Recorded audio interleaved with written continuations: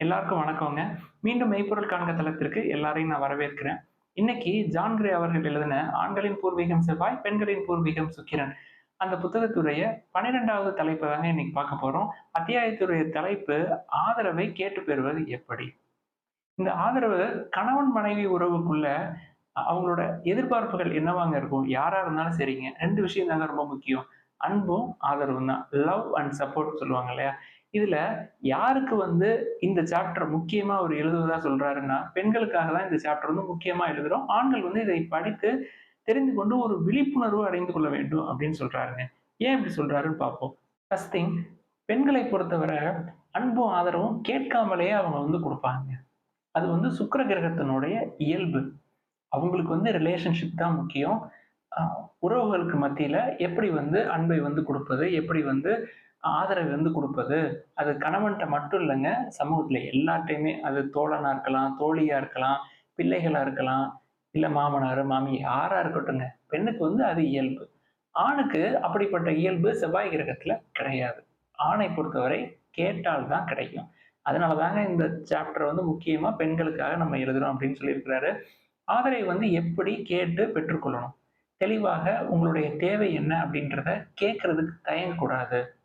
ஆனா பெண்கள் வந்து எப்படியான புரிதல்ல இருப்பாங்க அப்படின்னா, நம்ம கேட்டா தான் அது கிடைக்கும் அப்படின்னா, அதுக்கு பேரு அன்பே கிடையாது, ஆதரவே கிடையாது அப்படின்னு நினைக்கக்கூடிய இயல்பு அவங்களுக்குள்ள இருக்கும். ஆனா, மிகச்சரியாக உங்களுடைய தேவைகள், ஆதரவு, அன்பு அத கேட்க கற்றுக்கொள்ளணும் அப்படின்னு சொல்லி ஜான் கிரே அவர்கள் சொல்றாருங்க. வற்புறுத்தவோ, சண்டையிடவோ, எதிர்பார்க்கவோ நம்ம வந்து நெறைய குடுக்குறோம். ஆனா நமக்கு ஒண்ணுமே கிடைக்க மாட்டேங்குது அப்படின்ற ஒரு ஏமாற்றம் வருவதற்கு இந்த கேட்காமல் போகும் நிலை தான் அதற்கு காரணம். ஆண் வந்து என்ன நினைச்சுக்குவான் அப்படின்னா, நம்ம கேட்கல அப்படின்னா, நம்ம வந்து நெறைய ஆதரவையும், அன்பையும் அவளுக்கு குடுக்குறோம் போல. அதனால அவள் வந்து நமக்கு திருப்பி குடுக்குறா அப்படின்னு சொல்லி ஒரு ஆண் நினைக்கக்கூடிய வழக்கம் இருக்கும்.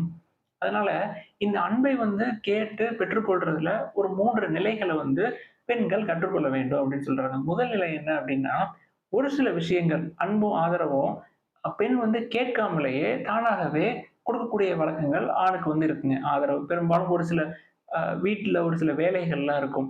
அப்ப எந்திரிச்சு இந்த ஸ்டூல் போட்டு ஃபேன துடைக்கிறதா இருக்கட்டும், ஒரு கனமான பொருள தூக்குறதா இருக்கட்டும், ஒரு சில சுத்தம் செய்வதாக இருக்கட்டும்.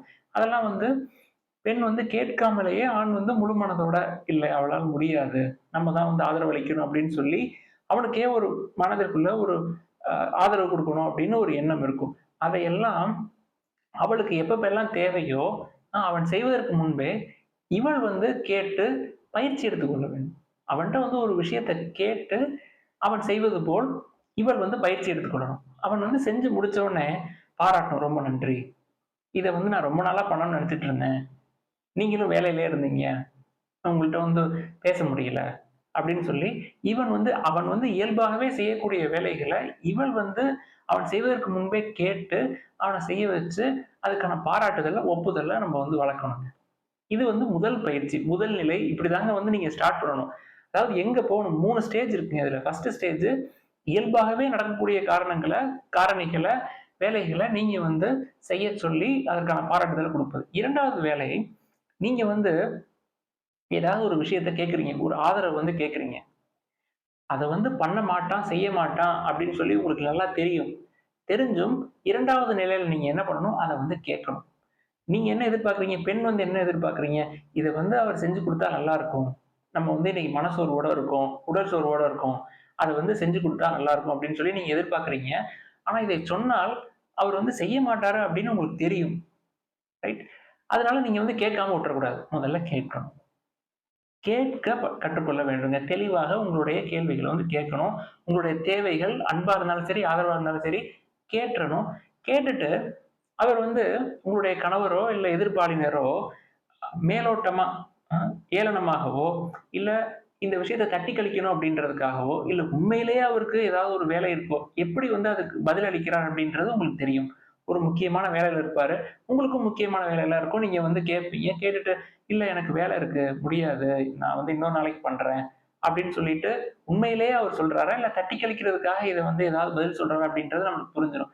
அந்த மாரி சொல்றப்போ, சரி பரவால்ல இருக்கட்டும் நான் பார்த்துக்கிறேன் அப்படின்னு சொல்லி முழு மனதோட அதை ஏற்றுக்கொள்ளக்கூடிய பக்குவம் வரணுங்க. ஃபர்ஸ்ட்டு அ அவராவே செய்யக்கூடிய வேலைகள நீங்க சொன்னதுக்கு அப்புறம் அவரு செய்யச் சொல்லி, பாராட்டுகளை தெரிவிக்கணும். அது முதல் நிலை. 2வது நிலை, அவங்க வந்து இல்லேன்னு சொல்லிருவாங்க. கண்டிப்பா அந்த வேலைய பண்ண மாட்டாங்க அப்படின்னு தெரியுது அப்படின்னா, ஆனா நீங்க வந்து பண்ணணும்னு எதிர்பார்க்கிறீங்க அப்படின்னா, எடுத்து சொல்லி அவரு இல்லைன்னு சொன்னதுக்கு அப்புறம், சரி பரவால்ல, முழு மனதோட அத ஏற்றுக்கொள்ளக்கூடிய பக்குவம் வரணும். இந்த 2வது நிலையோட சிறப்பு என்ன அப்படின்னா, நீங்க தடவ கேட்டுட்டீங்க. கேட்டதுக்கு அப்புறம் அவரு இல்ல முடியாது, எனக்கு வேலை இருக்குன்னு சொல்லிட்டாருன்னு வச்சுக்கங்களேன். அ 2வது தடவை வந்து நீங்க கேட்கிறப்ப, அவரு ஏற்கனவே நம்ம முடியாதுன்னு சொல்லிட்டோம். நம்ம அடுத்த தடவ கேட்கிறப்ப நம்ம கண்டிப்பா பண்ணி குடுக்கணும் அப்படின்னு சொல்லி முதல் தடவையே நெனச்சிருப்பாரு அவரு. அவள் வந்து அவள் கேட்டா, நம்ம வந்து பண்ணி குடுக்கல, நம்மளால முடியாதுன்னு சொல்லிட்டோம். அத முழு மனதோட அவள் ஏற்றுக்கொண்டாள். அதனால அடுத்த தடவ கேட்கிறப்ப நம்ம கண்டிப்பா இத பண்ணி குடுத்துறணும். இந்த ஆதரவு வந்து நம்ம குடுக்கணும் அப்படின்னு சொல்லி, அவனுக்குள்ள ஒரு எண்ணம் தோன்றும். இது இயல்பாக எல்லா ஆண்களுக்குமே தோன்றும். அதனால தாங்க ஃபர்ஸ்ட் போய் நீங்க கேளுங்க அப்படின்னு சொல்றாரு ஜான் கிரே அவர்கள். இப்படி கேட்கிறதுல ஒரு 5 நிலைகள் இருக்கு. 5 விஷயத்த முக்கியமா நீங்க வந்து மனசுல வச்சுக்கணும் கேட்கிறதுல. முதல்ல என்னென்ன அப்படின்னா, ஒரு பொருத்தமான நேரம். சரியான நேரத்த வந்து தேர்ந்தெடுக்கணும். அடுத்து அதிகாரமற்ற மனப்போக்கு. ஒரு அதிகாரம் பண்ணக்கூடாது. நான் தான் வீட்ல எல்லா வேலையும் பார்க்குறேன். ஸ்கூல்ல இருந்து அழைச்சுட்டு வந்திருக்கேன். கிளீன் பண்ணிட்டு இருக்கேன். நைட்டு டின்னர் செஞ்சுட்டு இருக்கேன். போய் இந்த பால் வாங்கிட்டு வந்தா என்ன சும்மா தானே உட்கார்ந்துருக்கீங்க கம்ப்யூட்டர் நோண்டிக்கிட்டு அப்படின்னு சொல்லக்கூடாது. அடுத்து சுருக்கமா சொல்லணும். இப்ப வர்றீங்க, கொஞ்சம் வேலை இருக்கு. போய் பால் மட்டும் வாங்கிட்டு வந்துருங்க. பால் வாங்கிட்டு வந்துருவீங்களா? பால் வாங்க முடியுமா அப்படின்னு கேட்கக்கூடாது. பால் வாங்கிட்டு வந்துருவீங்களா? இல்லம்மா கொஞ்சம் வேலை இருக்கு அப்படின்னா, சரி நான் பார்த்துக்கிறேன் அப்படின்னு சொல்லிட்டு போயிட்டீங்கன்னா, என்ன இவ உடனே சரின்ட்டா, நம்மளோட உதவியா இது இப்படின்னு தெரிந்தா சண்டை போடுவான்னு நினைச்சோம். அடுத்த தடவ நம்ம எப்படியாவது பண்ணி குடுத்துறணும் அப்படின்னு சொல்லி அவனுக்கு 4வது நேரடியாக எடுத்து சொல்வது. ஏதாவது பேசிட்டு இருக்கக்கூடாது அங்கிட்டு. நான் வந்து நைட்டு சமைக்க வேண்டியது இருக்கு. பசங்கள தூங்க வைக்க வேண்டியது இருக்கு. இந்த நேரத்துல போய் நான் எப்படி பால் வாங்குறதுன்னு, அங்கிட்டு போய் எங்கேயாவது ரூம் சைடு கத்திட்டு இருக்கக்கூடாது. நேரடியா இவன் வந்து ஹால்ல உட்கார்ந்திருக்கான் அப்படின்னா, நேரடியா போய் இந்த மாரி இன்னைக்கு இத செய்வீர்களா? அப்படின்னு சொல்லி டைரக்ட்டா கேட்டுறணும். அடுத்து சரியான வார்த்தைகள வந்து பயன்படுத்தணும். வார்த்தைகள் அப்படின்றது 2 விஷயங்க. முடியுமா? அப்படின்னு சொல்லி ஆண்ட்ட கேட்கவே கூடாதுங்க. முடியுமான்னு கேட்டீங்கன்னா அவனுக்கு எரிச்சல் வந்துரும். செய்வீர்களா? நீங்கள் செய்வீர்களா இதை? இத செய்யுங்களேன். அப்படின்னு சொல்லி கேட்கணும். இத உங்களால செய்ய முடியுமா? அப்படின்னு கேட்டா அவனுக்கு கோவம் வந்துரும். என்ன முடியுமா? யார பார்த்து என்ன வார்த்தை கேட்கிற நீ? அப்படின்னு சொல்லிட்டு அவனுக்கு கோவம் வரக்கூடிய வாய்ப்புகள் அதிகமா இருக்கு. இதுதாங்க வந்து 2வது நிலை. 2வது நிலை வந்து அவன் வந்து செய்ய முடியாது, என்னால முடியாதுன்னு தான் சொல்லுவான் அப்படின்னு உங்களுக்கு தெரியுது அப்படின்னா, அத போய் கேட்டு அவன்ட்ட என்னால முடியாது அப்படின்னு சொல்லி சொல்ல வைக்கணும். இதுதான் 2வது நிலை. 3வது நிலை எப்படின்னா, வலியுறுத்தி கேட்கிறது. வலியுறுத்தி அழுத்தம் திருத்தமாக செய்ய வைக்கிறது. அதாவது இந்த ஸ்டெப்ல தான் நீங்க வந்து வரணும். ஃபர்ஸ்ட் எடுத்த உடனே வலியுறுத்துனீங்கன்னா, அது வலியாயிரும் நம்மளுக்கு. 3வது நிலை வலியுறுத்தி கேட்பது அப்படின்னா, நீங்க போய் கேட்கிறீங்க. கேட்டுட்டு ஏதோ ஒரு முனகல் நடக்குது. இந்த வேலை இருக்கு, அந்த வேலை இருக்கு. இல்ல முடியாது அப்படின்னு சொல்லி ஏதாவது சொல்றான்னு வச்சுக்கங்களேன். நீங்க எதுவுமே பேசாம அப்படியே மௌனம் சாதிப்பது. இதுதாங்க வந்து 3வது நிலை. மிக அழுத்தம் திருத்தமாக நீங்க வந்து ரொம்ப உறுதிப்பாடோட இருக்க வேண்டிய நிலை இந்த நிலை தான். இதத்தான் வந்து பெண்கள் ரொம்ப முக்கியமா கற்றுக் கொடுக்க வேண்டும். அது வந்து அவரு நீங்க போய் கேட்டதுக்கு அப்புறம் முடியாது முணங்குவது. முணங்குவத என்ன சொல்றாரு, பெரும்பாலும் ஆண்கள்ட்ட வந்து ஒரு விஷயம் கேட்கிறீங்க, அவங்க எதையாவது நினைச்சு புணங்குறாங்க நீங்க கேட்டதுக்கு அப்புறம் அப்படின்னா, அவர்கள் வந்து அந்த வேலைய செய்யறதுக்கு தயாராயிட்டாங்கன்னு அர்த்தமாங்க. ஜான்கிரே அவர்கள் சொல்றாரு. மிகச்சரியாக சொல்கிறாரு. அவருக்கு அதாவது முணங்குறதுக்கு என்ன அர்த்தமா, அவன் வந்து ஏதோ ஒரு முக்கியமான வேலையில இருப்பான். நீங்க ஏதாவது ஒரு வேலைய போய் சொல்றீங்க, ஆதரவு கேட்கிறீங்க. அந்த நேரத்துல அவன் வந்து முணங்குறான் அப்படின்னா, இந்த சிச்சுவேஷன எப்படி சமாளிக்கிறது அப்படின்னு அவன் தன்னைத்தானே பேசிக் கொள்கிறானே தவிர, உங்களுக்கு காட்டக்கூடிய எதிர்ப்பு அல்ல அப்படின்னு சொல்றாருங்க. அதையும் மீறி, இல்ல என்னால முடியாது அப்படின்னு சொன்னா, திருப்பி நீங்க என்ன பேசணும் அப்படின்றதையும் சொல்றாரு. ஒரு சில வேலைகள் இருக்கு, எனக்காக இதை செய்வீர்களா? எனக்காக இதை செய்யுங்களேன். அப்படின்னு சொல்லி, எப்படி சரி நான் பார்த்துக்கிறேன் அப்படின்னு சொல்லி 2வது நிலையில ரொம்ப பக்குவமா சொல்றீங்களே, அதே மாரி 3வது நிலையில அந்த வலியுறுத்தி சொல்றப்ப மறுபடியும் அதே சொல்லிட்டு, மறுபடியும் மௌனம் சாதிக்கிறது. அது எதுவுமே பேசாம அப்படியே இருந்துட்டான். இப்ப நான் வந்து திருப்பி திருப்பி 2, 3 தடவ வலியுறுத்துறேன். ரொம்ப அழுத்தமா சொல்றேன்.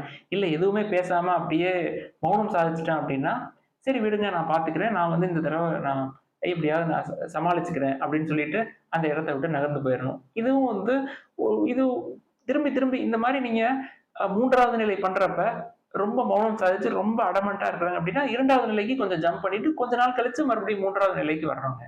ஒரே அடியா ஒரே அழுத்திறக்கூடாது. அழுத்தம் தர்றேன் அப்படின்னு சொல்லிட்டு. ஸோ இந்த 3 நிலைகள்.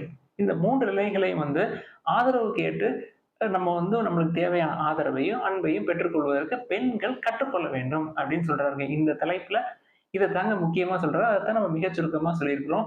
இதுல நிறைய எடுத்துக்காட்டுகளோட சொல்றாரு. இதெல்லாம் நீங்க படிச்சு பாருங்க. இதுதாங்க வந்து 12வது அத்தியாயத்துடைய சுருக்கம்.